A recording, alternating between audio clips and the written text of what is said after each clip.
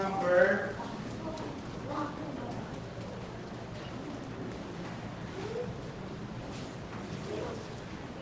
667. Lord, I need you. 667. Mga bata, kuha rin ang songbook ninyo, no? Sige. 667. Ayaw rin ba? Kakanta kayo, ha? Huwag maingay, ha? Kakanta kayo, ha? Okay. 667. When we behold, sing. When we behold the wonders of creation, the floods that bloom, the raindrops as they fall, the spacious skies and vast revelation,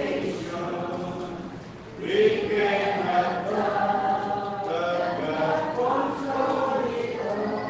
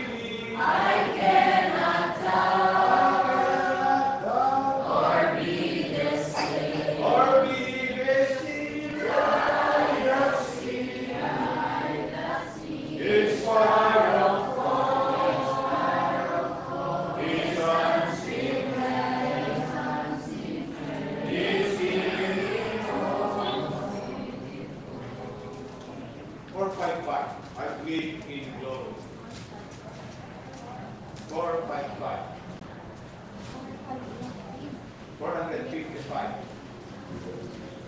I'd like to stay here longer, sing. I'd like to stay here longer and man's allotted days and watch the fleeting changes of life uneven ways. But if my Savior calls me to that sweet home on high, I live with Him forever in glory by and by. Oh yes, I live in glory by and by. I'll tell and sing God's story. There on high, there with my dear Redeemer, no more to die. Oh yes, I live in glory by and by. I want to be of service along this pilgrim way and lift the lost to Jesus as fervently I pray. As day by day I travel, I'll keep Him ever nigh and live in Him forever in glory by and by. Oh yes, I live in glory by and by. I'll tell and sing God's story. There on high, there with my dear Redeemer, no more to die. Oh yes, I live in glory by and by. The end I know is stealing, my faith I look away to yonder homes eternal, the land of endless day. I cling to Him forever and look beyond the sky and spend the endless ages in glory by and by. Oh yes, I live in glory by and by. I'll tell and sing God's story. There on high, there with my dear Redeemer, no more to die. Oh yes, I live in glory by and by. Shall we all stand? Brother Lino for the opening prayer.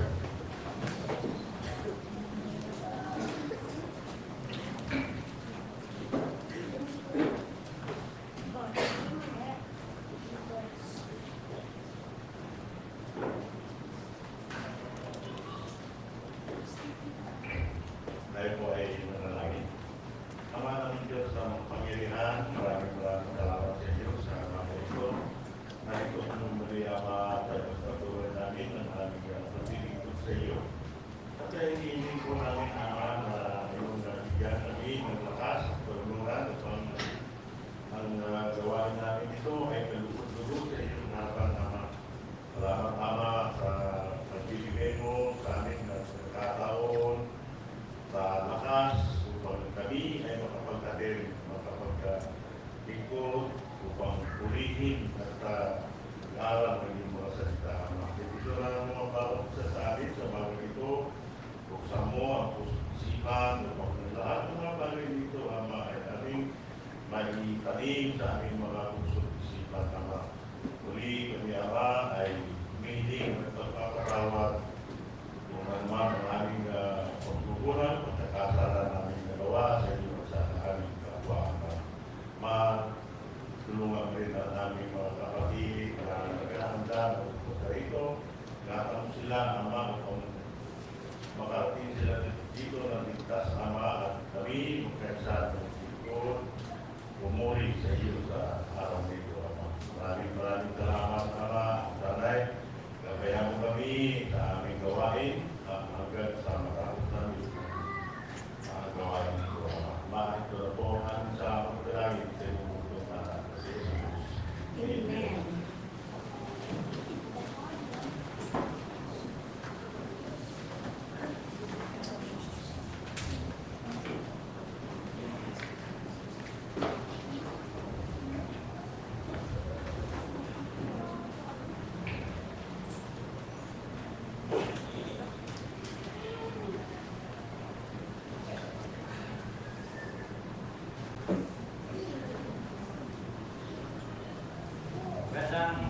po sa ating lahat mga kapatid.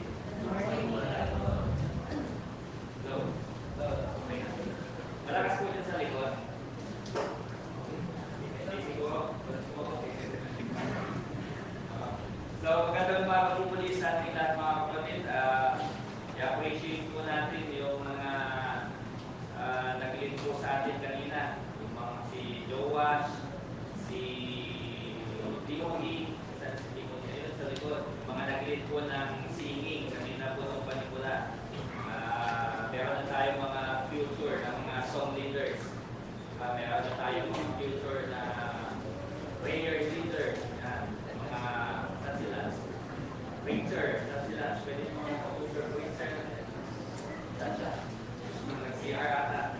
Pasalamat din tayo kay Pastor, Aslino, Brad Anthony, si June na nag-guide ko sa kanila para po magawa po nila yung kanilang tawag natin, delegation, yung tungkulin po nila bilang nagsisimula po sa gawain para po sa ating Panginoon. Panawagan na po na makita po natin sila na tumatayo na dito sa harapan. Dati sila yung nakikita natin na tumatakbo-takbo yan. Ngayon sila yung nandito na sa harapan na okay ba yung sabihin, tumino na. Kaya siyempre, bata sila noon, kaya gano'n pala. Pero ngayon, ayan na, nagmamature na rin po sila. Ganyan po yung mga pinapakita nila. So, sa ating lessons po ngayon mga kapatid, bago po ako tumungo sa first na ipapakita ko po sa inyo, unang tanong ko po is, masaya pa po ba kayo? Bakit yung email ng iba nakasimago? Kaya na masaya ka doon. Diba yung masaya dapat yung nakasmile? Diba yung hindi yung masaya na? Amen. Yung masaya ka doon. Diba? So, ngayon mga kapatid, meron po akong may papakita ng mga larawan dahil at ulan na naman, may mga bagyo na naman. Kaya gusto ko lang ipakita ulit yung mga picture na nakita ko nakita ko po sa internet. Yan, sige po. Okay na yan. Kahit hindi nyo na makita yung pagkako, basta makita yung nandiyan sa kayong marinig yung boses. Okay na. So, yan. Nasa baha po sila, pero yung mga pagkako nila, masaya pa rin, nakangiti. Lalo-lalo na yung mga bata. Instant swimming pool. Diba? Mayroong makahanap ng swimming pool o pumunta sa mga resort dahil may bayan.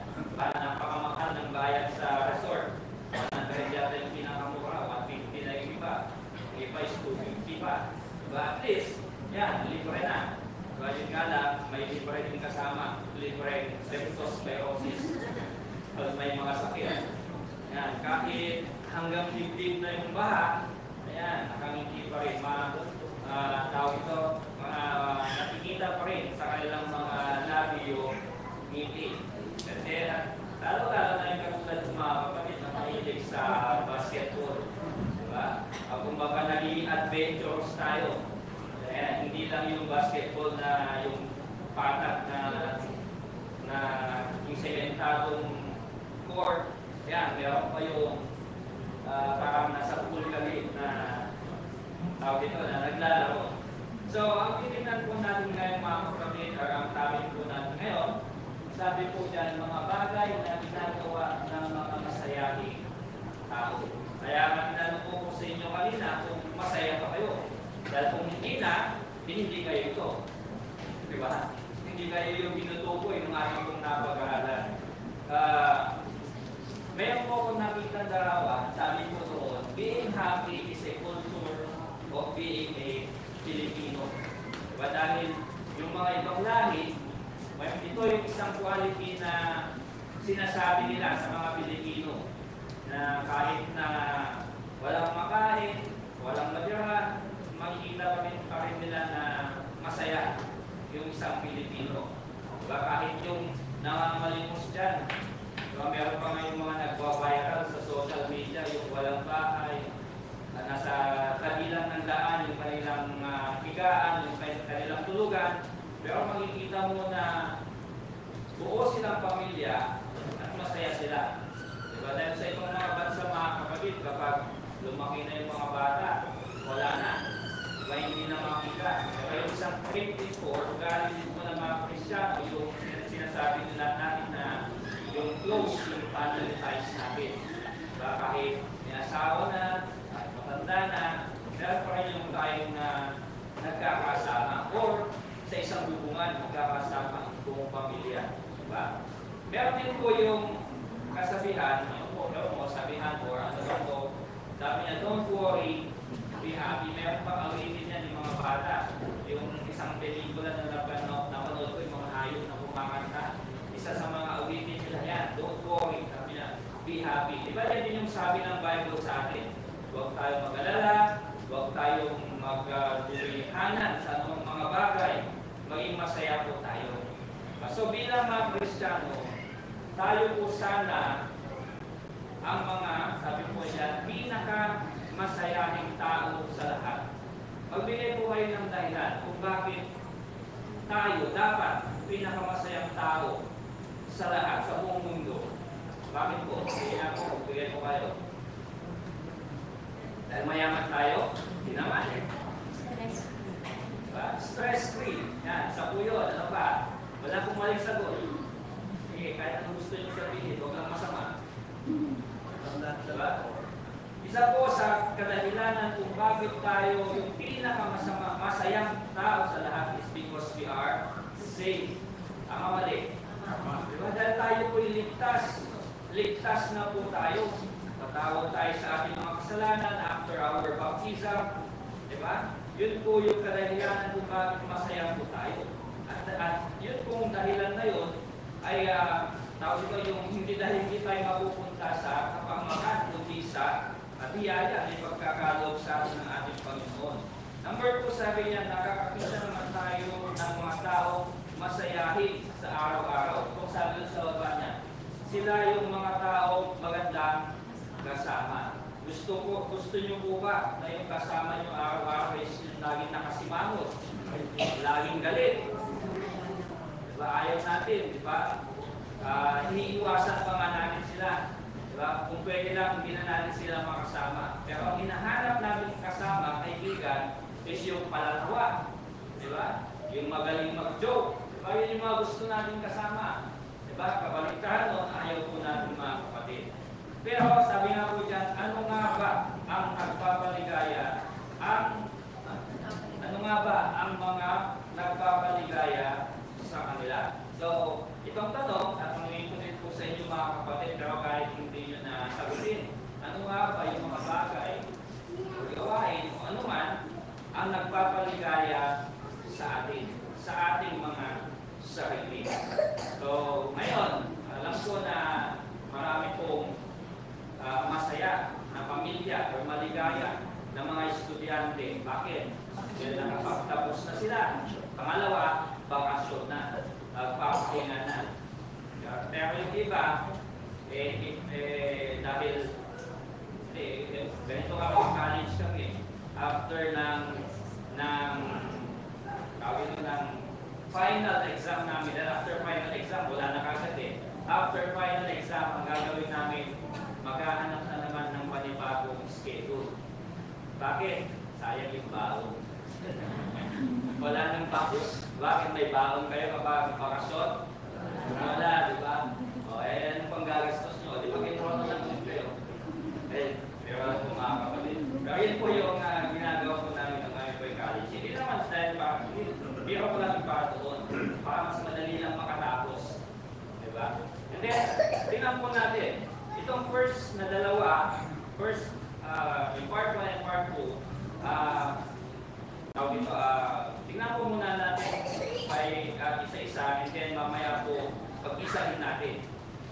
Medyo natakpan doon.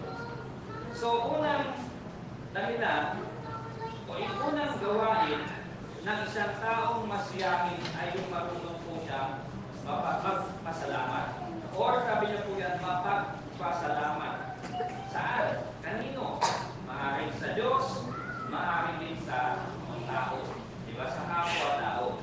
Sabi niya po yan, kapag hindi tayo marunong magpasalamat sa kung anong meron tayo, nahihirapan tayo maging masaya. dyan sa verse 7 and verse 8, dyan po sa 1 Timothy chapter 6, sinasabi niya po dyan sa una, sapagkat wala tayong dinalang anuman sa sanglibutan at wala rin naman tayong mailalabas na anuman. Ngunit kung tayo may pagkain at pananamit ay masisiyahan na tayo doon. So anong tinuturo niya po itong verse nito, itong sinulat ni Pablo kay Timoteo? Sinasabi niya po dyan na matuto tayo makontento. Contentment. Makontento tayo sa kung anong meron tayo. At kung marunong tayo makontento, magiging masaya po tayo mga kapatid. Balikan lang po natin yung sa verse 7. Sabi niya po yan, wala tayong dinala anuman. Ito po sa sanlibutan. Sa Bible po mga kapatid, marami po siyang tinatalakay patungkol po sa mga bagay na hindi tumatagal. Diba? Ingalin tulad po niya yan sa mga damo, sa mga daanan, sa paligid natin na nakikita natin na napakaganda. Pero mamaya-maya lang, mamamatay na, matutuyo na. Diba? And then, sinabi din po niya doon yung patungkol sa mga bulaklak. Halimbawa, tumingin kayo dyan sa labas, yung mga bulaklak ni Mama, ni Sister S. Hindi magtatagal yung ganda ng bulaklak na yan. Darating yung time na malalanta siya. Kahit dilig ka ng dilig, kahit alagaan mo ng alagaan, malalanta pa rin yun. Mamamatay, pero magkakaroon na naman ng panibagong bunga. Diba? Yun yung mga bagay na hindi tumatagal. Sinasabi po ng Biblia. At hindi lamang po sa mga bagay na ng mga ganun, kundi kahit po sa mismo buhay po natin. Hindi rin po tayo magtatagal sa mundo ito. Sabi ko nga, yung napag-aralan po natin noon. Last week, about Eno, kay Methuselah, umabot man siya ng 969 years, but still, namatay pa rin po siya. Lahat po doon sa Genesis chapter 5, karamihan, maliban kay Eno, ay namatay. Dahil po yun yung kahihinatnan ng buhay ng isang tao. We are, pinanganak po tayo, at darating yung din yung time, Hebrews chapter 9, verse 27, na tayo po ay mamamatay. Yun po. So, and then, sabi niya po dito, ulitin natin, wala tayong dinala anuman. Nung ipinanganak po tayo mga kapatid, nung tayo mga sanggol, lumabas tayo na hubad, walang dala na kahit ano. Diba? Pero darating yung pagkakataon na sa paglaki natin, nakakagain tayo ng anumang mga bagay, materially, financially, lahat ng mga bagay na nakakagain natin, till darating yung punto sa buhay natin na matatapos yung buhay na yan. At kahit pa patayuan nila tayo ng musileo, yung tawag nila sa Guzman, kasi yung nakalagay yung father ko, musileo, sabi niya, may madami pong mga tao doon na nagpapatayo ng mga ganong musileo. Napakaganda po mga kapatid. Kung pupunta po kayo doon, yung mga musileo yan naka-aircon pa. May aircon pa po sila. Hindi lang aircon, may kusina, may sala, may tulugan.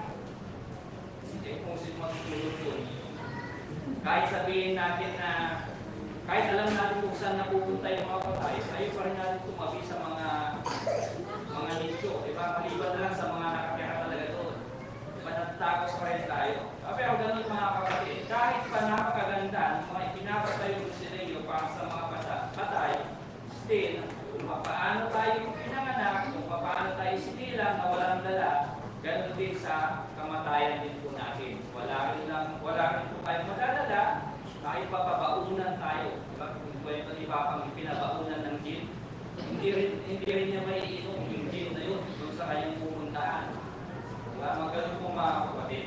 So, maganda tayo sinabi niya po sa verse 8, kung meron tayong pagkain, pananamit, kung yun, meron po sa atin, maging masaya na tayo o makontento na tayo. Pero hindi ibig sabihin na doon na lang. Diba? Hindi naman ibig sabihin na mananatili ka na, may pagkain ako, may pananamit ako, tama na, okay na to. Ang sinasabi niya lang po dyan mga kapatid, kung ito lang yung meron ka, masiyahan ka na.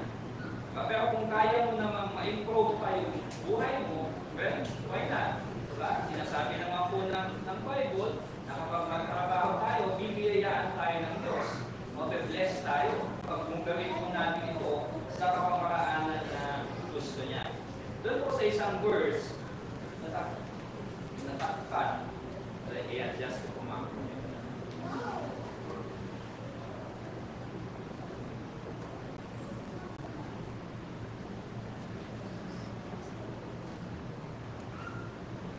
Sa Hebrews chapter 13, verse 5, Mangilag kayo sa pag-ibig sa salapi, magkasya kayo sa inyong tinatangkilik, sapagkat siya rin na nagsabi sa anumang paraan ay hindi ko kayo papagkulangin, sa anumang paraan hindi kita pababayaan.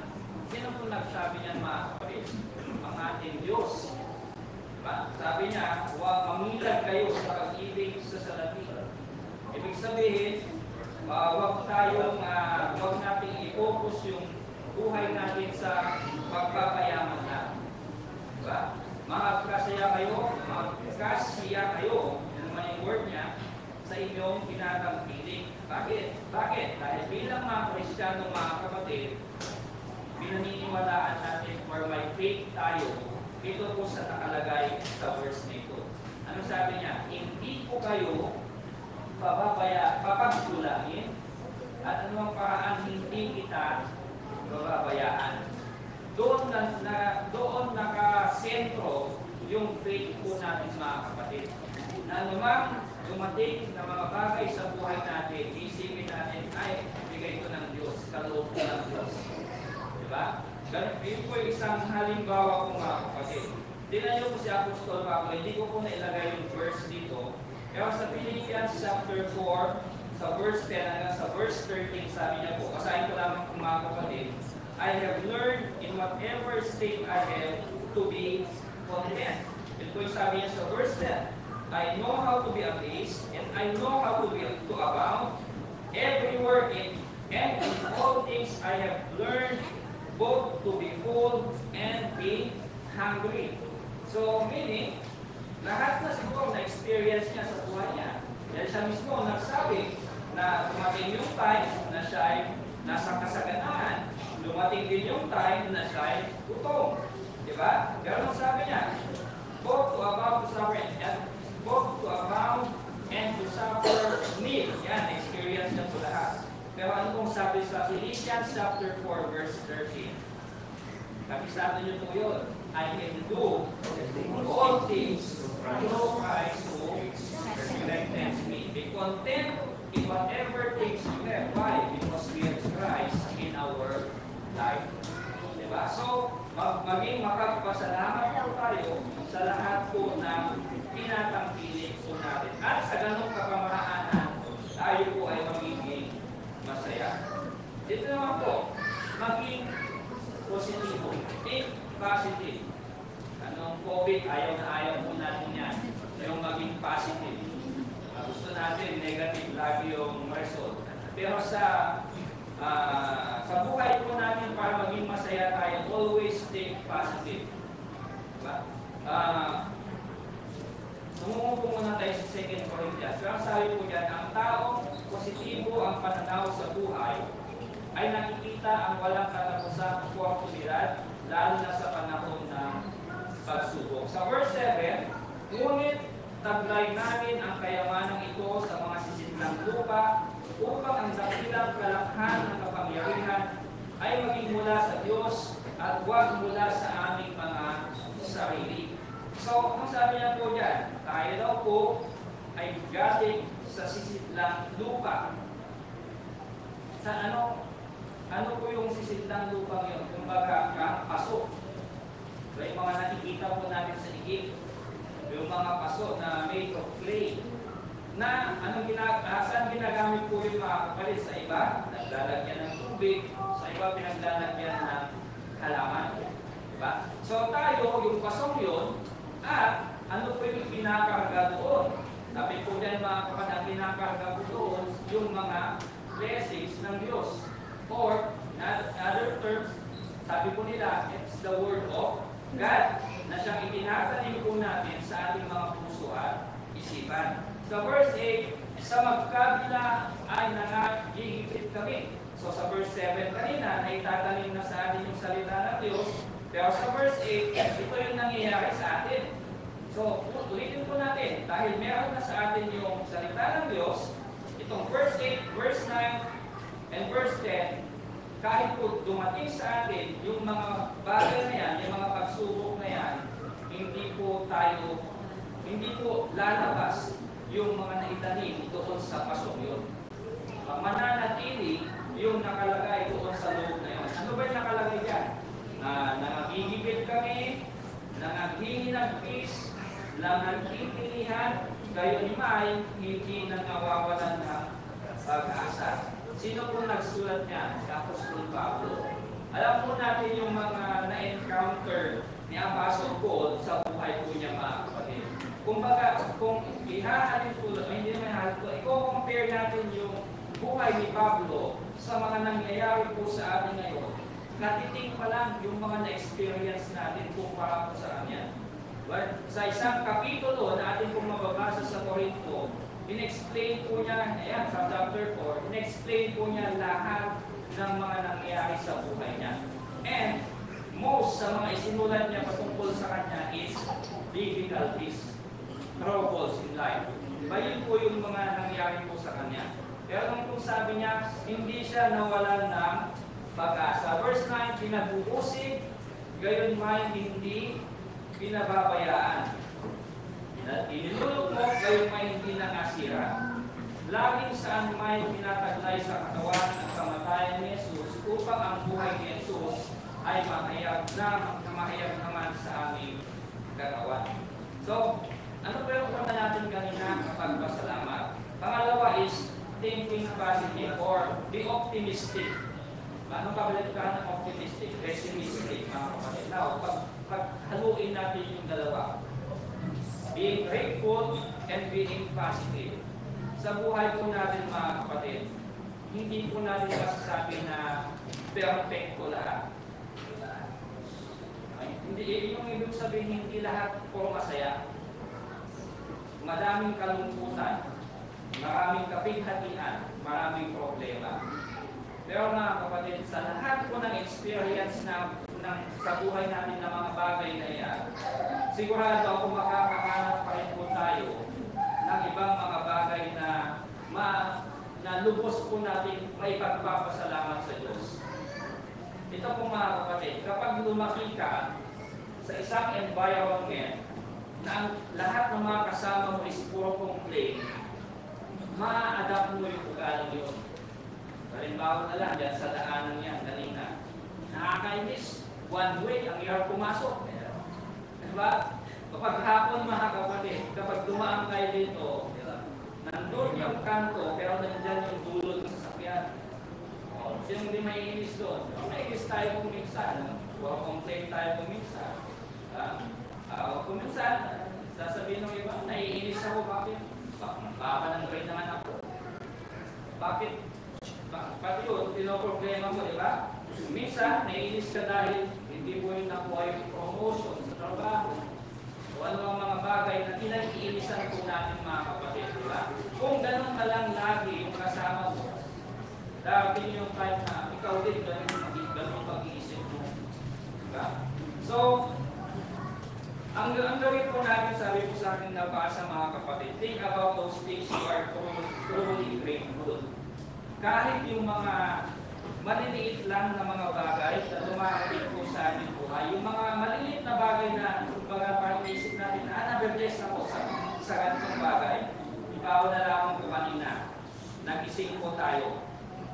Grateful tayo dahil nagising po tayo. Sabi po doon sa research, millions hindi nagigising na. Bakit? Namamatay na sila sa kanilang pagtulog. O hindi na sila inaabot ng umaga. Tayo magpasalamat din mga kapatid. Dahil meron tayong tinitirhan na mga bahay na may mga bubong.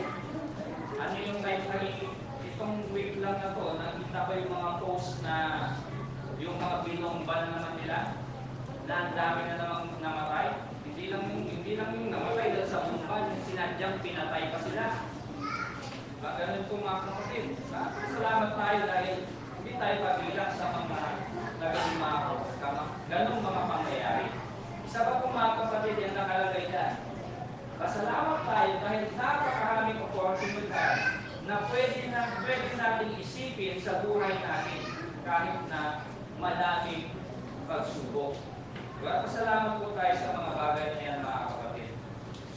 Then, ito, meron pong akong 4 na A na ipapresent sa inyo to express gratitude sa isang bagay or sa kahit na kanino or sa Diyos. First na A is appreciation. Diba? We need to appreciate something at kapag ina-appreciate po natin yung isang tao yun or kahit sino man, kumbaga parang sinasabi na natin na salamat sa kanila. Diba? Sabi niya po dito, take every opportunity each day to thank God. Sa pag-isip pa lang po natin, sigurado naman po ako, nananalangin po tayo, no? Nananalangin tayo, at sigurado ako nagpapasalamat tayo sa Diyos. But take every opportunity each day to thank God. Sabi niya po yan, for everything that He does, maliit man o malaking. Ganun din, kailangan Diyos, kundi sa bawat tao na nakakahalubilo or nakakasama po natin mga kapatid. A simple word, kuminsan nahihirapang sabihin ng isang tao is yung thank you. At kung minsan kapag nagbibigay ka, hindi mo kaagad natutuha yung thank you sa kanila. Maybe, dahil nahihiya lang. Or maybe, wala. Pwede ganun mga kapatid. But, yung salitang thank you mga kapatid, maraming magagandang mga bagay ang naging bunga ng pagpapasalamat sa iyo. Sabi po doon sa nabasa ko, kapag marunong ka magpasalamat doon sa taong yun, yung self-esteem nila tumataas. Tumataas yung self-esteem nila mga kapatid. Kumbaga, they feel better about themselves. Kumbaga, sinasabi na, valuable pala ako sa taong ito. Mahalaga pala ako dito sa taong ito. Kapag sinasabi, kumbaga, minomotivate po natin sa sila mga kapatid to do more things. Dahil nga po, maganda, ina-appreciate natin yung mga bagay na kanilang ginagawa mga kapatid. Second na letter A is approval. So, yung muna, appreciation. Pangalawa is approval. To give praise. Purihin natin yung mga bagay na kanilang mga ginagawa. Halimbawa, mayroon po akong napanood na short clip, short video about approval or appreciation. Yung dalawa, appreciation and approval. Medyo comedy pero maganda example. Yung pag-isip pa lang niya, yun na, katulad ginagawa natin, nagpapasalamat. Lumabas siya sa bahay nila, dinampot na yung basura sa bahay nila, lumapit siya doon sa basurero, sabi niya, thank you. Sabi ng basurero, bakit? Siyempre, alam naman niya, kung bakit siya nag-thank you. Dahil kinuha yung basura, iniiwan na lang doon. Meron tayong nakikita dyan sa mga paligid natin, nilalagpasan. Bakit? Masungit yung may-ari ng bahay. Kaya nilalagpasan ng mga basurero. Pero pinubuhay yung sa atin. Kaya magpasalamat tayo sa kanila. Meron akong nabilhan minsan ng isang item na akong bumili Pero thank you, nagte-thank you ako sa kanya. Sabi niya, ba't nagte-thank you? Ikaw bumili. Dapat ako mag-thank you sa kanya. Pero still, pinakailangan natin pa rin mag-thank you dahil yung siguro dahil sa magandang makikitungo nila sa akin, yung product niya na bigay talaga sa akin. So, we need to thank them. Kahit pa tayo yung ginawa ng pagkakihan. So, approval, yun yung pangalawa. And if we praise, mga kapatid, kung approval yung isang bagay, sabi niya po itong tatlong bagay. Praise immediately. Purihin daw po natin agad. Meron po tayo isang kapatid dito, hindi ko nasasabihin kung sino. Pero sigurado ako hindi niya binabanggit dito po sa church na ito, na may karamdaman siya. Pero hindi niya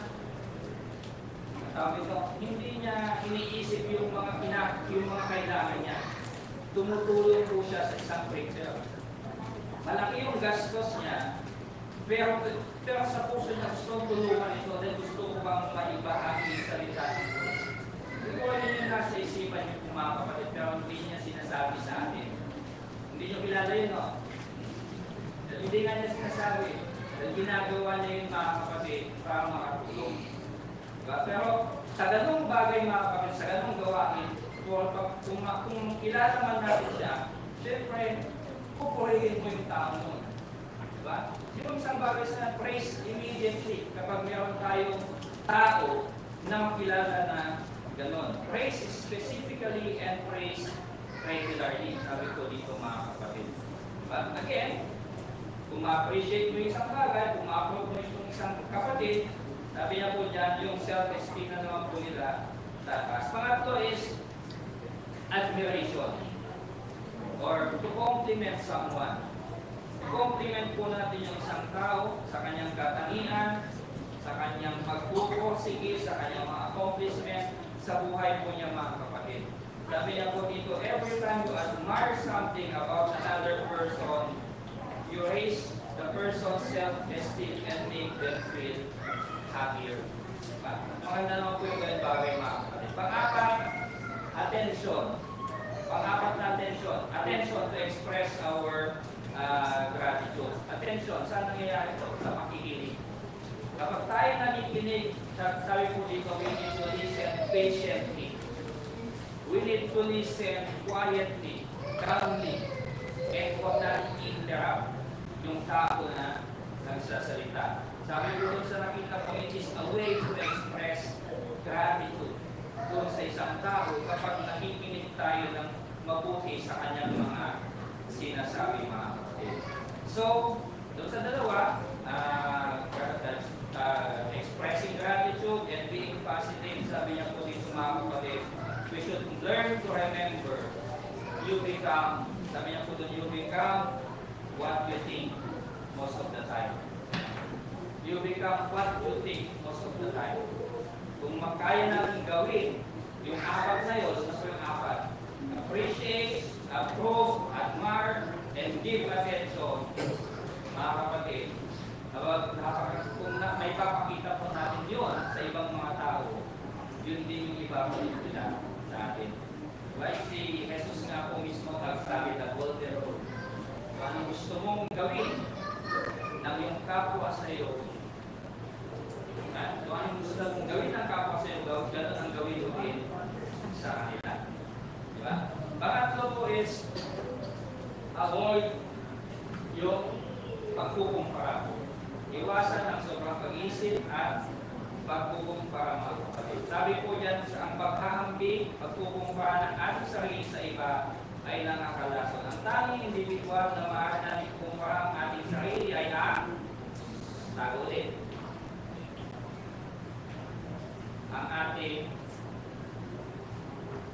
ay ang sarili din natin noon. Basically, kung try natin compare yung sarili natin noon sa ngayon. Kanina nakatayo ako doon. Sabi ni Sister, dahil ng puting ko. Dami ko lang daw puting ko. Dahil kayo nakikita, di ba? May siguro pag lumako sa kung dati napakalakas natin, ngayon, medyo may hinala.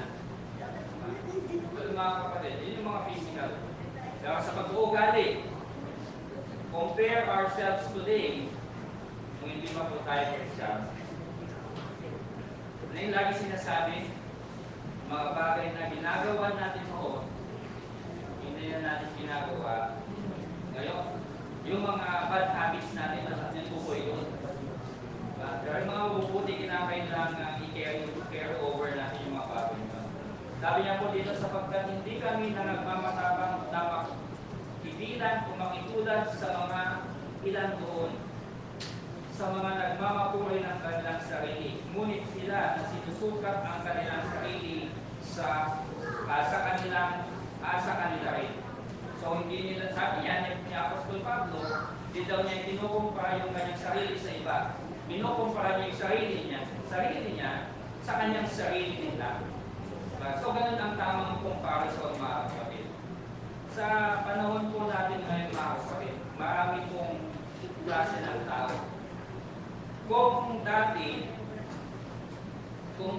kung pwede natin i-compare yung mga sarili natin noon, limited lang. Pero ngayon, napakalawak na. Bakit?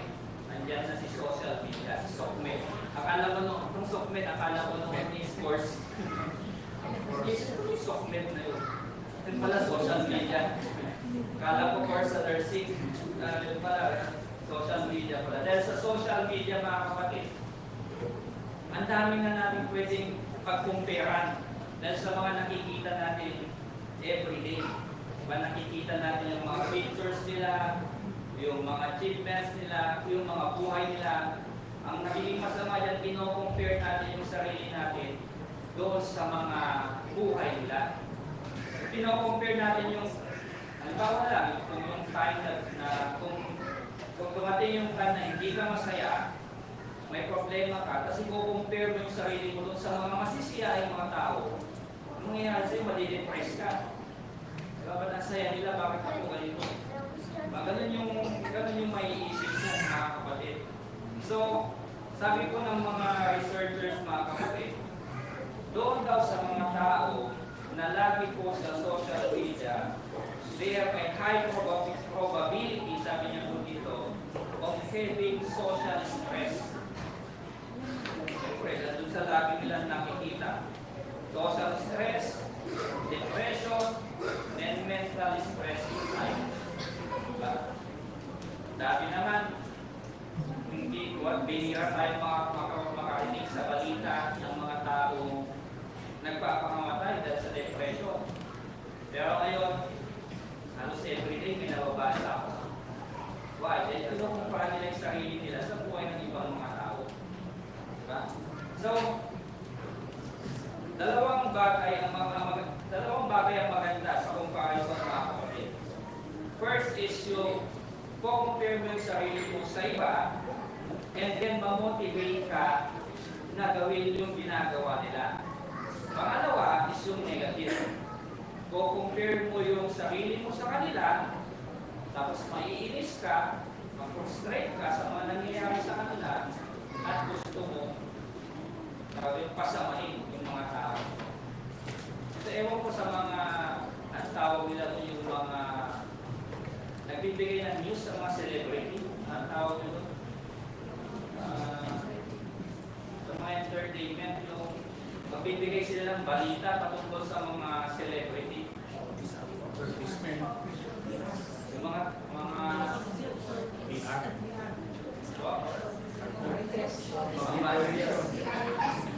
marites sa entertainment. Meron yung mga dinedemanda nila. Bakit nila dinedemanda? Sa fake news. Dahil nakikialam. Bakit kapag may masabi sila about doon sa isang tao na hindi maganda, pupurihin ba sila? Hindi. Yun yung tingin nila sa sarili nila. Ako yung una sa balitang ito eh. Magano yun sila eh. Ako yung una nakakaalam nito. Meron akong source na ganito yung nangyari. Makakatulong ba yun sa kanya? Makakatulong ba yun doon sa taong sinasabi niya? Di ba pareho nasisira sila? Pero ginagawa nila yun for content. Ginagawa nila yun dahil sa trabaho nila. Gusto nilang kumita. Kahit pa napapasama ng ibang tao. Kahit mismong sarili nila napapasama na. Ganun na po yung panahon po natin ngayon. Dahil lamang po sa pera, ginagawa po nila yung mga bagay niya. Remember, mga kapatid, sabi niya kanina, we compare ourselves with ourselves. Again, you cannot be someone else. We cannot be someone else. Kahit pa sabihin natin na gusto ko maging katulad ng father ko, ng mother ko, hindi ka magiging katulad na. Di ba? You cannot be them. You can only be yourself. Sabi ko dito, if you try to be someone else, you'll be wasting your life. You'll be wasting your valuable time na i-develop mo sana yung sarili mo. Na mga mahilig sa basketball sa inyo mga kapatid. Malapit na yung finals yan sa Kuya. Malapit na yung drafting. Yung kukuha sila ng mga panibagong player. Diba kilala niyo si LeBron James? Di ba may anak siya? Si Bronny. Dahil yung father niya is nandun sa level na pinakamagaling. Gusto nila na yung anak niya. Pero hindi. Pero nung sabi ng anak niya, hindi ko kaya maging katulad niya. Kaya ko lang magawa is yung kung ano may papakita ko. Dahil mayroon talagang maabot yung father niya. Sabi nga nila, the greatest. Papaano yung anak, napapababa na siya. Dahil hindi siya maging katulad ng kanyang ama. Yun yung tingin ng mundo. Pero tingin niya sa sarili niya, gagawin niya yung best na makakaya niya para sa sarili niyang buhay. May sarili po siya. But yun po yung sarili niyang pananaw sa kanya, sarili mga kapatid. So, we need not to battle with others. We need to battle with our own. Lalong-lalo na po yung mga weaknesses po natin mga kapatid. Tanggalin po natin, kung kaya po natin, tanggalin natin yung mga weaknesses natin, yung mga bad habits natin, yun, labanan natin yung sarili natin sa mga bagay na ginagawa natin. Halimbawa po mga kapatid, illustrate po natin. We are running a race. Nasa track and field po tayo mga kapatid. O kahit marathon naman yan. Kapag tumatakbo ka, mag-focus ka lang doon sa sarili mong lane. Diba? May lane yan mga yan. Mag-focus ka lang sa sarili mong lane. Anong mangyayari sa iyo kapag tingin ka ng tingin doon sa mga kalaban mo? Matidistract ka. Yung distraction mo yun, maaaring makapagpabagal ng pagtakbo mo. Kilala niyo po si Usain Bolt. Mas mabilis pa daw siya sa cheetah. Tumakbo. Ano yung cheetah? The fastest animal. Pagkakot ko yung sabi niya. Pero ang bilis. Pinatod ko talagang napakabilis na tumakbo. Ang ginagawa niya, yung mata niya nakatuon doon sa finish line. Hindi niya tinitignan yung mga katabi niya. May mga napanood naman po ako mga kapatid. Ang ginawa niya, malapit na sa finish line. Tinignan pa niya yung nasa likod niya. Dito siya tumingin na, dito tumakbo yung kalaban niya. Eh malapit na, kung hindi na lang, ilang metro na lang. Ang nangyari, natalo siya. Bakit? Hindi siya nag-focus doon sa goal niya. Tumingin pa siya doon sa kalaban niya po mga kapatid. Ganun po yung gagawin po natin. Sa kumpira na sabi niya, huwag tayong tumingin sa iba, tignan natin yung sarili natin doon. Pang huli, maging matulungin or mapagbigay po tayo. Ang pusang loob na pagbibigay ay nakakagaan ng pakiramdam. Galatians chapter 5 po yan mga kapatid. The fruit of the Spirit. Yan, yung una sabi niya, ang bunga ng Spirit ay pag-ibig, kaluwaan, kapayapaan, pagpapahinahon, kagandahan loob, kabutihan, pagtatapat, kaluwaan, pagpipigil laban sa mga bagay ay walang kautusan. At magmagandang loob kayo sa isa't isa, mga mahabagin na magpatawaran kayo sa isa't isa gaya ng mga pagpapatawad sa inyo ng Diyos kay Kristo. Ito po tanong po sa ating mga kapatid. Do you consider yourself kind person.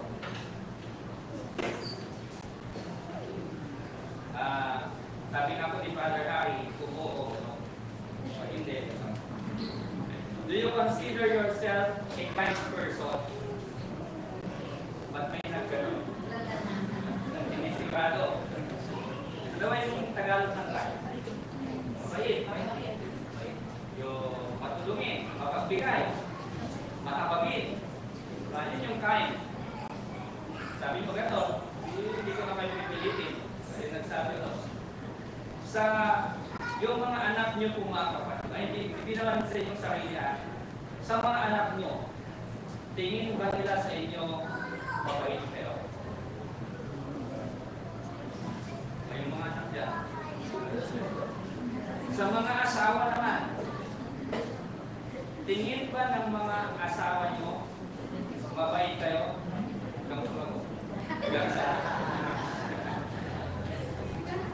Tingin pa rin na mabait kayo mga kapatid. Diba? Ito ay isang ugali na pinagkaloob ng Holy Spirit sa ating mga kapatid. Yung pagpapakita ng kagandahang loob sa bawat isa. Sabi po doon sa Proverbs, hindi ko na ilagay yung verse dyan, 19 verse 22. What is desirable in a man, sabi niya po, is kindness. Pero ano pong sabi ng iba? Ano daw ang desirable or gusto ng ibang tao? Ayon sa sanlibutan. Gusto nila yung guwapo, yung maganda. Diba? Gusto nila yung mayaman. Gusto nila yung matalino. Diba? Sa mga napapanood po natin, kapag tinatanong yung mga babae, anong gusto mo sa lalaki? Diba, laging sagot nila, yung sabi nila lagi, yung mabait. Pero di ako naniniwala doon. Yung sabi ni sister, matangkad, guwapo, yung may pera. Yun yung totoong sagot. Pag sinabing mabait, ikaw naniniwala sa taong nagsabi. Meron siguro, bihira, yung ganun talaga yung hinahanap. Diba? Sa mundo, ganun yung sinasabi mga kapatid, yung mga nabanggit mo. Pero ang sabi ng Proverbs 19, the most desirable man, ayon po sa Biblia, is yung mabait. Kind. Kindness, sabi niya, can change your family. Kindness can change your friendship, your relationship. Ayun po yung mga bagay na yun, mga kapatid. Ito, ang tanong ko naman, kapag pumunta ako sa mga eskwelahan nyo, sa mga opisina nyo, tatanungin ko, halimbawa, si front door na lang, dahil siya nandito sa harapan. Anong masasabi mo po sa pumunta ako sa kanila? Ano po masasabi nyo tungkol kay front floor dito sa opisina nyo? Ano kayong sasabihin nila? Tingin nyo sa inyong mga sarili, ano kayong sasabihin ng mga kasama nyo tungkol sa inyo? Si ganito, masungit yan. Si ganito, talakera yan, chismosa yan. Ganun ba? Napakaganda pag sinabi, mabait na tao yan. Magaling maglibre. Yung mga gusto natin kasama, yung laging naglilibre. Right? Or, meron pong lesson si Brother Dennis na itinulong po niya sa bangka. Yung title na ito, ano daw, sa English, what will others say unto you on your grave? Sa mga wording mo. Ano daw ang masasabi ng mga tao tungkol sa iyo kapag ikaw ay inilibing na?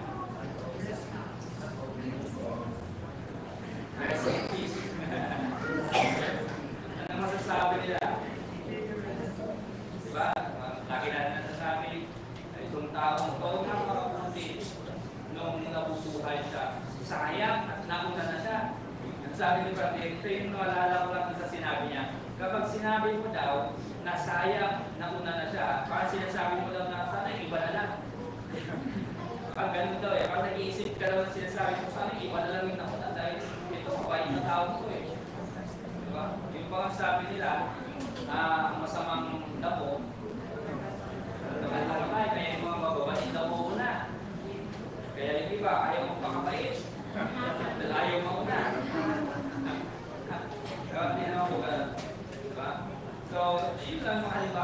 Philippians chapter 4 sa verse 5 naman po mga kapatid. Sabi niya po dito ni Pablo, your kindness should be known to all. Gusto ng Diyos na makilala tayo sa pag-uugali na tayo po ay mabuti. Sa 1 Corinthians chapter 16, verse 14, sabi niya, everything you do must be done with love. Love na ito. But love and kindness, magkasama po lang yan. Without love, there is no kindness. Without kindness, there is no love. What is kindness? It is love in action, in expression. It is love in expression or love in action. Kindness is not an emotion, sabi po dito. Kindness is not a feeling. Kindness is something you do towards someone. Yung ipinapakita po natin action sa ibang mga tao. Sabi po ng Bible, God is kind. Paano natin masasabi that God is kind? Una, sa Ama, binigay niya yung kanyang bugtong na anak. Si Jesus, paano natin masasabi kind? Ibinigay niya yung kanyang sarili buhay. Yung love na pinakita po nila sa atin, pinakita din nila through their actions sa mga bagay na ipinagkaloob po nila sa atin. Doon po sa unang part kanina ng ating tinatalakay, may inaalala lang po na isang Timos ni kapatid na Rodi Romero. Sabi po nung nag-graduate, may nag-graduate kasi. Tapos sabi nung nag-comment, we thank God dahil nakagraduate ka na, nakatapos ka na. Alam niyo po yung sagot, alam niyo yung reply, nung mismo nag-graduate, ay hindi yan galing sa Diyos. Dahil yan sa hard work ko. Dahil daw sa hard work niya, kaya daw po siya nakatapos. Mga kapatid, wala po tayong kayang gawin kung hindi yun galing sa o ipinagkaloob po na Diyos. Huwag natin sabihin sarili, huwag natin sarilihin. Tama yung termino ko. Yun. Huwag sarilihin yung mga achievements natin.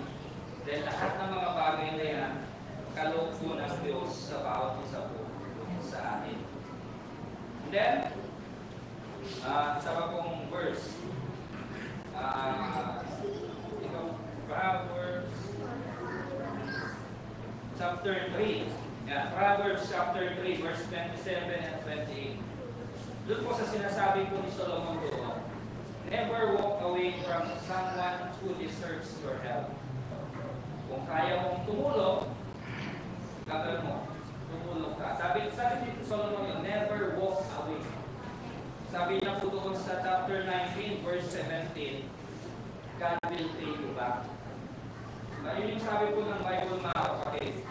Pasusuplian or papalitan ng Diyos yung mga kabutihan na nagkakaroon natin sa atin. Huwag natin sabihin doon sa Proverbs chapter 3 na sinasabi niya po doon, huwag mong sasabihin daw na sa iyong kapwa na bumalik ka na lang bukas na lang kita tutulungan. Huwag daw natin sasabihin na gano'n kung kaya natin gawin ngayon na. Yun po yung sabi ni Solomon. Siya pong nagsabi sa Proverbs chapter 3, verse 27. So, yun po yung isang bagay na makapagpapasaya po sa atin mismo. Yung pagiging matulungin, pagiging mapagbigay, pagiging mabait sa ating kapwa. So, apat lamang po yun mga kapatid. Ano po yung una? Yung mapagpasalamat. Pangalawa, pagiging positive. Pangatlo,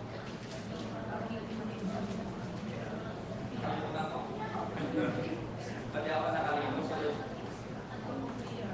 Yung pangatlo is avoid yung pag-compare sa iba.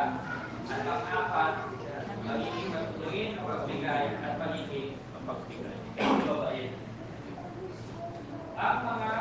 masayahing tao ay yung mga nabubuhay para sa Diyos sa lahat ng mga bagay at sila'y mapagmahal, may malasakit at mapagpatawad sa iba. Number 2, alam ng bawat Kristiyano na ang buhay dito sa lupa ay, sabi po yan, pansamantala lamang.